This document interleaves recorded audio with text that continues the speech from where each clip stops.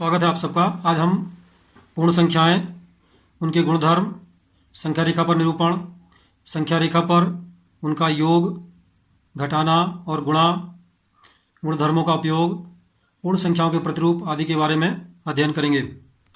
इससे पहले हम प्राकृत संख्याओं के विषय में पढ़ चुके हैं। हम जानते हैं गिनती वाली संख्याएं 1, 2, 3, 4, 5, 6 आदि, इन्हें हम प्राकृत संख्याएं कहते हैं। ध्यान दीजिए, प्राकृत संख्याओं के संग्रह में शून्य शामिल नहीं है। यदि प्राकृत संख्याओं के संग्रह में शून्य को भी शामिल कर लिया जाए तो पूर्ण संख्याएं प्राप्त होती हैं। अर्थात पूर्ण संख्याएं हैं हमारी, ये 0 से शुरू होती हैं। 0, 1, 2, 3, 4, 5, 6 एंड सो ऑन, ये हमारी पूर्ण संख्याएं कहलाती हैं। अब है किसी संख्या का पूर्ववर्ती। पूर्ववर्ती का अर्थ है किसी भी संख्या के ठीक पहले आने वाली संख्या, अर्थात उस संख्या में से एक घटाने पर हमें पूर्ववर्ती प्राप्त होता है। जैसे 8 का पूर्ववर्ती बराबर होगा 8 ऋण 1 अर्थात 7। अब है परवर्ती। परवर्ती का अर्थ है किसी भी संख्या के ठीक बाद में आने वाली संख्या, अर्थात किसी भी संख्या का परवर्ती ज्ञात करने के लिए उस संख्या में हम 1 जोड़ देते हैं। जैसे 99 का परवर्ती बराबर होगा 99 धन 1 बराबर 100। अब है पूर्ण संख्याओं का संख्या रेखा पर निरूपण। तो इसके लिए हम एक रेखा खींचते हैं और उस रेखा के एक बिंदु से शुरू करके बराबर दूरी पर हम चिन्ह बनाते हैं और प्रथम बिंदु को हम 0 द्वारा अंकित करते हैं। इसके बाद 1, 2, 3, 4, 5, 6 क्रमशः इसी तरह हम अंकों को अंकित करते जाते हैं। तो इस प्रकार हमें पूर्ण संख्याओं की एक संख्या रेखा प्राप्त होती है। अब हम देखते हैं संख्या रेखा पर योग कैसे प्राप्त करते हैं।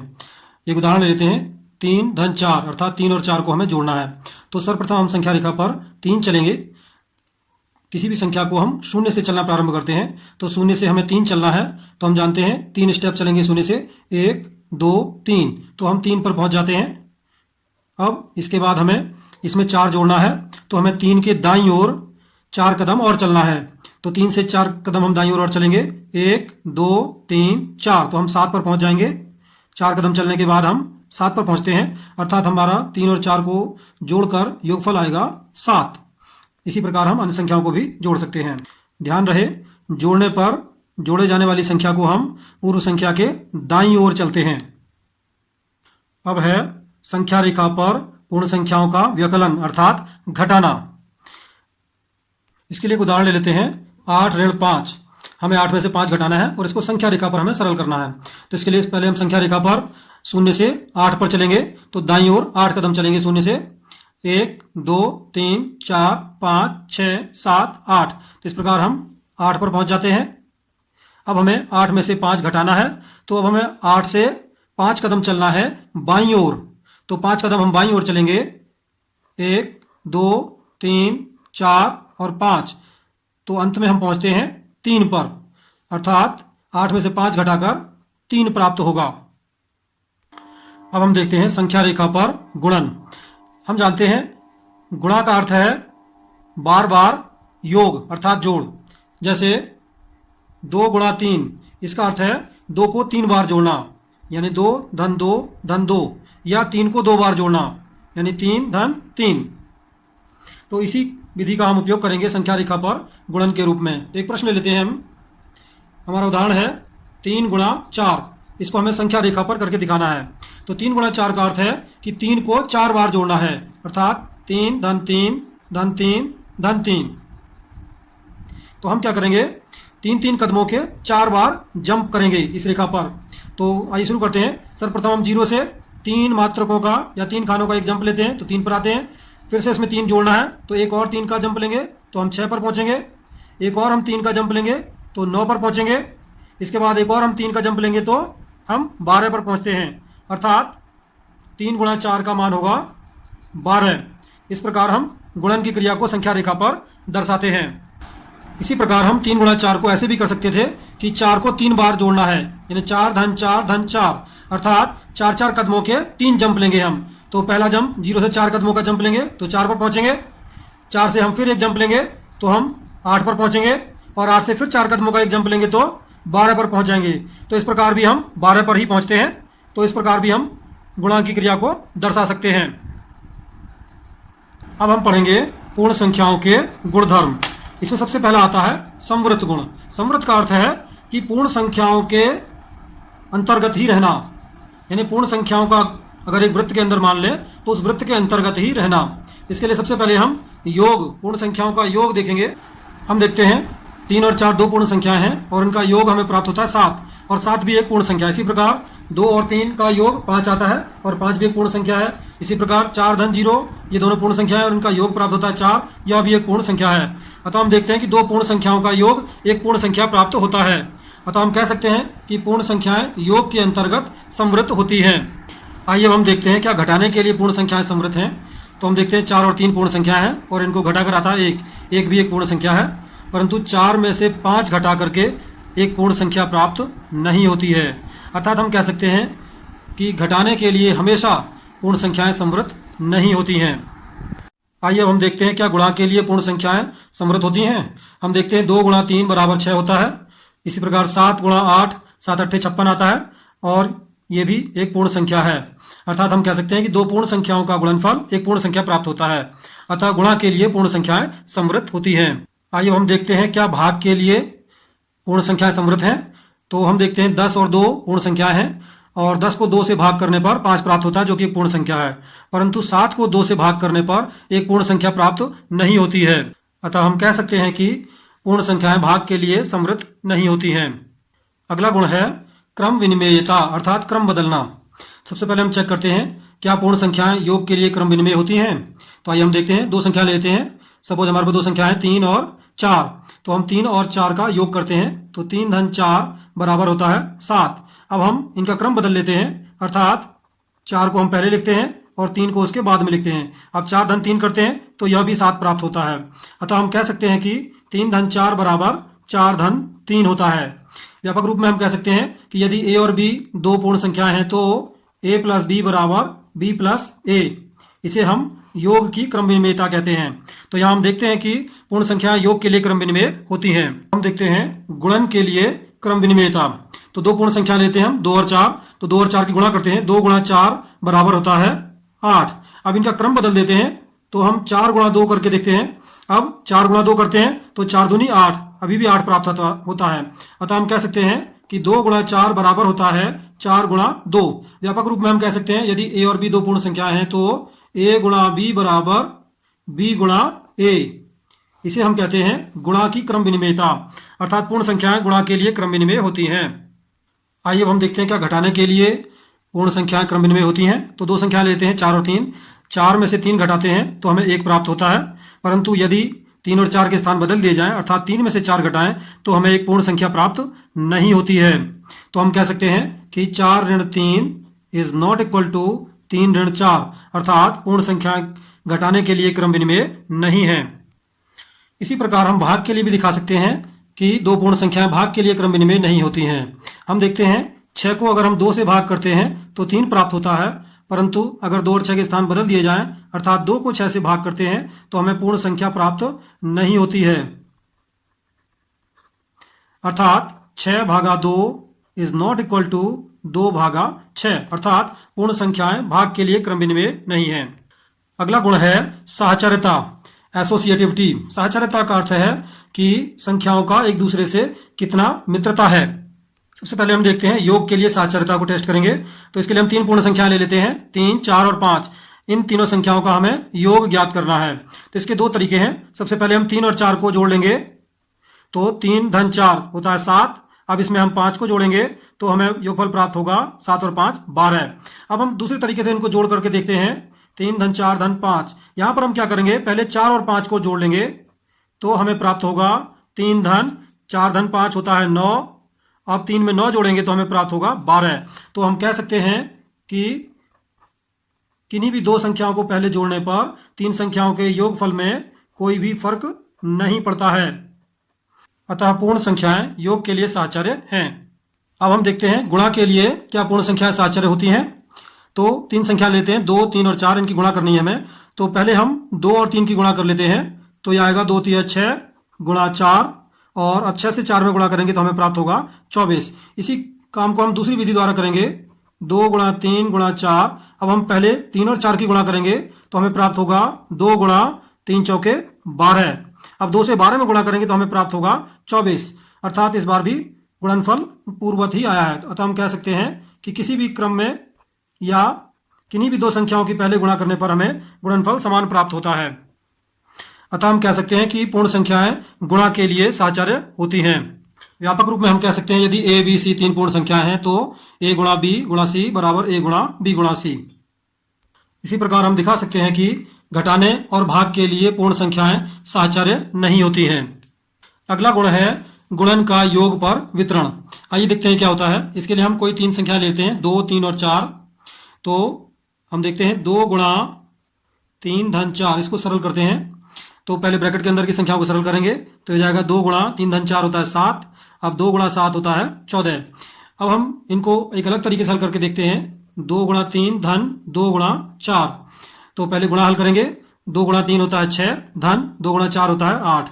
अब 6 और 8 को जोड़ेंगे तो अभी भी हमें उत्तर प्राप्त होता है 14। अतः हम कह सकते हैं 2 गुणा 3 धन 4 बराबर होता है 2 गुणा 3 धन 2 गुणा 4। हम देखते हैं यहाँ पर 2 की गुणा 3 और 4 पर वितरित हो गई है, तो इसे हम कहते हैं योग पर गुणा का वितरण। व्यापक रूप में हम कह सकते हैं यदि ए बी सी तीन पूर्ण संख्याएं हैं तो ए गुणा ब्रैकेट में बी धन सी बराबर होता है ए गुणा बी धन ए गुणा सी। अर्थात ए से बी और सी दोनों में अलग अलग गुणा करके हम उनका योग ज्ञात करते हैं। वितरण के लिए यह नियम भी सत्य है कि यह घटाने पर भी वितरित होता है। अर्थात ए गुणा बी ऋण सी बराबर होगा ए गुणा बी ऋण ए गुणा सी। अगला गुण है तत्समक अवयव। सबसे पहले है इसमें योज्य तत्समक, अर्थात ऐसी संख्या जिसे किसी भी अन्य पूर्ण संख्या में जोड़ने पर वही संख्या प्राप्त हो जाए। तो ऐसी कौन सी संख्या होती है जिसे हम 5 में जोड़ दें तो उत्तर 5 ही प्राप्त हो। तो हम जानते हैं 5 में 0 को जोड़ने पर 5 प्राप्त होता है। अतः हम कह सकते हैं कि 0 योज्य तत्समक है। अगला गुण है गुणात्मक तत्समक, अर्थात ऐसी संख्या जिसे किसी अन्य पूर्ण संख्या में गुणा करने पर वही संख्या प्राप्त हो जाए। तो आइए देखते हैं हम ऐसी कौन सी संख्या है जिसे 6 में गुणा करने पर हमें 6 प्राप्त हो। तो हम जानते हैं कि 6 में 1 से गुणा करने पर 6 प्राप्त होता है। अतः हम कह सकते हैं कि 1 गुणात्मक तत्समक है। अब हम देखते हैं शून्य से गुणा, अर्थात किसी पूर्ण संख्या को शून्य से गुणा करने पर क्या प्राप्त होगा। हम जानते हैं गुणा का अर्थ है बार बार योग करना। तो हम एक प्रश्न लेते हैं 3 गुणा 0। इसका अर्थ है कि 0 को 3 बार जोड़ना है। 0 धन 0 धन 0, या 3 को 0 बार जोड़ना है। तो हम जानते हैं 0 को 3 बार जोड़ने पर 0 प्राप्त होता है। अतः हम कह सकते हैं कि किसी भी संख्या को शून्य से गुणा करने पर 0 ही प्राप्त होता है। अब हम देखते हैं शून्य से भाग। शून्य से भाग करने पर क्या प्राप्त होता है। हम जानते हैं भाग का अर्थ है कि बार बार घटाना। घटाने से हमें भाग प्राप्त होता है। एक उदाहरण ले लेते हैं हम सब 6 भागा 2। तो इसका अर्थ होगा कि हम 2 को 6 में से बार बार घटाएंगे, तब तक घटाएंगे जब तक कि शून्य प्राप्त ना हो जाए। तो 6 ऋण 2 बराबर 4, फिर 4 ऋण 2 बराबर 2, पुनः 2 ऋण 2 बराबर 0। तो हम देखते हैं कितने स्टेप में शून्य आया है, 1 2 3। अर्थात 2 से 6 को भाग करने पर 3 प्राप्त होगा, क्योंकि 3 बार घटाने पर यह शून्य प्राप्त होता है। आइए अब हम देखते हैं 6 को शून्य से भाग करने पर क्या प्राप्त होता है। तो हम शून्य को 6 में से तब तक घटाएंगे जब तक कि शून्य प्राप्त ना हो जाए, बार बार घटाने की प्रक्रिया द्वारा। तो 6 में से शून्य घटाया तो 6 आया, पुनः 6 में से शून्य घटाया तो 6 आया, पुनः 6 में से शून्य घटाया तो 6 आया। तो हमें बार बार 6 प्राप्त हो रहा है, अर्थात कभी भी हमें शून्य प्राप्त नहीं होगा। तो हम कह सकते हैं कि किसी भी संख्या को, पूर्ण संख्या को शून्य से भाग नहीं किया जा सकता है, अर्थात शून्य से विभाजन परिभाषित नहीं है। आइए हम देखते हैं पूर्ण संख्याओं के गुणधर्मों के उपयोग। सबसे पहला है साहचर्यता। साहचर्यता में हम जानते हैं जब तीन संख्याओं के योग या गुणा करते हैं तो किन्हीं भी दो संख्याओं को पहले योग करने पर कोई फर्क नहीं पड़ता है, या किन्हीं भी दो संख्याओं को गुणा पहले करने पर कोई फर्क नहीं पड़ता है। तो तीन संख्या लेते हैं हम 115, 912 और 85 इनको जोड़ना है। तो इसको हम इस तरीके से कर सकते हैं 115 फिर 912 जोड़ेंगे, फिर जो योगफल आएगा उसमें 85 जोड़ेंगे। तो इससे हमें योगफल में काफ़ी समय बर्बाद होगा। आइए हम इसको एक अन्य विधि से करते हैं, साहचर्यता का उपयोग करते हैं। सबसे पहले 115 और 85 को जोड़ लेते हैं। हम जानते हैं 115 और 85 को जोड़ के आता है 200। अब 200 में 912 को जब हम जोड़ेंगे तो 900 और 200 होता है 1100, तो 1112 अर्थात 1112। यह हमारा उत्तर प्राप्त हो गया, जो कि शीघ्रता से प्राप्त हुआ। इसी प्रकार गुणा का एक प्रश्न ले लेते हैं हम। गुणा का एक प्रश्न है 4 गुणा 687 गुणा 25। यदि हम इनकी इसी क्रम में गुणा करें 4 से 687 और फिर 25 में, तो हमें काफ़ी समय लगेगा। लेकिन अगर हम इनका पहले 4 और 25 की गुणा कर लें तो हम जानते हैं 4 और 25 की गुणा करके प्राप्त होता है 100। अब 100 में 687 से गुणा करेंगे तो हमें प्राप्त हो जाएगा, 100 से गुणा करना बहुत आसान होता है। 100 से किसी भी संख्या में गुणा करते हैं तो उस संख्या के आगे 2 जीरो लगा देते हैं, तो 687 और इसके आगे 2 जीरो लिख दिया हमने, तो 68,700 प्राप्त हो गया। तो ये हमारा गुणनफल काफ़ी आसान हो गया। आइए अब देखते हैं हम वितरण गुण का उपयोग। एक प्रश्न लेते हैं, 297 गुणा 78 धन 22 गुणा 297। तो यहाँ पर हम पहले गुणा कर सकते हैं 297 के 78 में, फिर 22 की 297 में, फिर उनके गुणनफल को हम जोड़ सकते हैं, परंतु इस क्रिया में काफ़ी समय बर्बाद होगा। लेकिन हम वितरण गुण का उपयोग करके इसको काफ़ी आसानी से हल कर सकते हैं। हम देखते हैं 297 में दोनों जगह गुणा हो रही है, दोनों संख्या में 78 में और 22 में, तो हम 297 को कॉमन ले सकते हैं बाहर। 297 गुणा और ब्रैकेट के अंदर क्या बचेगा, 78 धन 22। ये वितरण गुण का उपयोग है। आपको याद होगा हमने पढ़ा था a गुणा b धन c बराबर a गुणा b धन a गुणा c। इसी गुण का हमने उपयोग किया है। a गुणा b धन a गुणा c को हमने a गुणा b धन c के रूप में बदल लिया है। अब हम देखते हैं 297 ऐसा ही रहेगा, गुणा 78 और 22 को जोड़ करके आता है 100। अब 100 से 297 में गुणा करेंगे तो यह आएगा 297 और इसके आगे 2 जीरो बढ़ा देंगे, तो ये गुणनफल हमारा काफ़ी आसान हो गया। आइए वितरण गुण का एक और प्रश्न लेते हैं हम, 225 गुणा 102। तो इसको हम इस प्रकार लिख सकते हैं, 225 गुणा 102 को लिख सकते हैं हम 100 धन 2, यानी निकटतम जो जीरो वाली संख्या होती है उसमें हम बदल लेते हैं, जैसे 10 में, 100 में या 1000 में, इस तरीके से योग या अंतर के रूप में लिख लेते हैं संख्याओं को। अब हम वितरण गुण का उपयोग करेंगे, a गुणा b धन c बराबर a गुणा b धन a गुणा c। इसी तरह यहाँ पर हो जाएगा 225 गुणा 100 धन 225 गुणा 2, अर्थात 225 की गुणा 100 और 2 पर वितरित हो जाती है।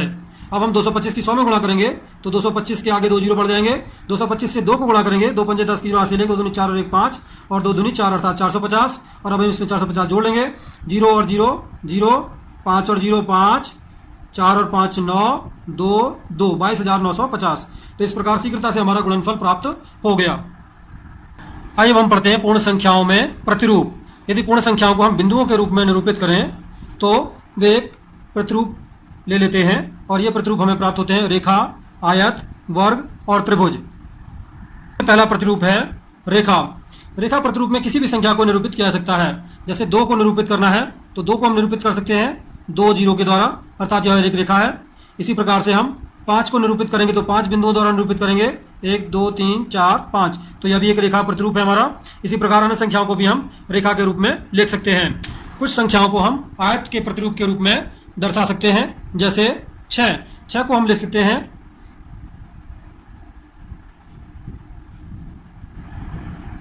इस तरीके से 2 पंक्तियों में और प्रत्येक पंक्ति में 3 बिंदु होंगे। इसको इस प्रकार से भी लिखा सकता था, एक पंक्ति में 2 बिंदु आएंगे और इस प्रकार 3 पंक्तियां प्राप्त होंगी। इस प्रतिरूप में यह भी एक आयत का प्रतिरूप है। इसी प्रकार हम 10 को निरूपित कर सकते हैं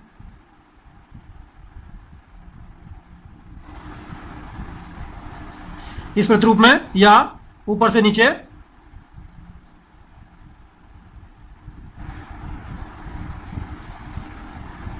इस प्रतिरूप में, यह भी एक आयत का प्रतिरूप है। इसी प्रकार से हम अन्य संख्याओं को भी आयत प्रतिरूप में बना सकते हैं। कुछ संख्याओं को वर्ग के रूप में भी दर्शाया जा सकता है, जैसे 4 9 16 आदि। 4 को हम देखते हैं, 4 को हम लिख सकते हैं 1 2 3 4, या किसी प्रकार हम 9 को वर्ग के रूप में लिख सकते हैं 1 2 3 1 2 3 1 2 3, तो यह भी एक वर्ग प्राप्त होता है हमें। इसी प्रकार 16 को हम एक लाइन में 4 और दूसरी लाइन में 4 बिंदु द्वारा निरूपित कर सकते हैं। कुछ संख्याओं जैसे 3 6 10 आदि को त्रिभुज प्रतिरूप के रूप में दर्शाया जा सकता है। सबसे पहले 3 को दिखाते हैं हम, तो 1 2 3, यह एक त्रिभुज प्रतिरूप है। अब 6 को हम दिखाते हैं त्रिभुज प्रतिरूप के रूप में, तो सबसे नीचे की लाइन में आएंगे 3 बिंदु, फिर 2 बिंदु और उसके ऊपर 1 बिंदु, तो यह 6 का एक प्रतिरूप होगा। इसी प्रकार हम 10 को दिखा सकते हैं त्रिभुज प्रतिरूप में, सबसे नीचे की लाइन में 4 बिंदु, फिर 3 बिंदु, फिर 2 बिंदु और सबसे ऊपर 1 बिंदु। तो इस प्रकार हम 10 को भी त्रिभुज प्रतिरूप के रूप में दर्शा सकते हैं। इसी प्रकार कुछ अन्य संख्याओं को भी हम त्रिभुज प्रतिरूप के रूप में दिखा सकते हैं। इस प्रकार आज हमने पूर्ण संख्याएं, उनका संख्या रेखा पर निरूपण, संख्या रेखा पर योग, घटाना और गुणा, पूर्ण संख्याओं के गुणधर्म, पूर्ण संख्याओं के प्रतिरूप, पूर्ण संख्याओं के गुणधर्मों के उपयोग के बारे में आज सीखा। यदि आपको यह वीडियो पसंद आया हो तो इसे लाइक करें, शेयर करें और हमारे चैनल को सब्सक्राइब करें तथा बेल आइकन को दबाएं ताकि जब भी कोई नया वीडियो आए तो आपको तुरंत सूचना प्राप्त हो जाए। धन्यवाद।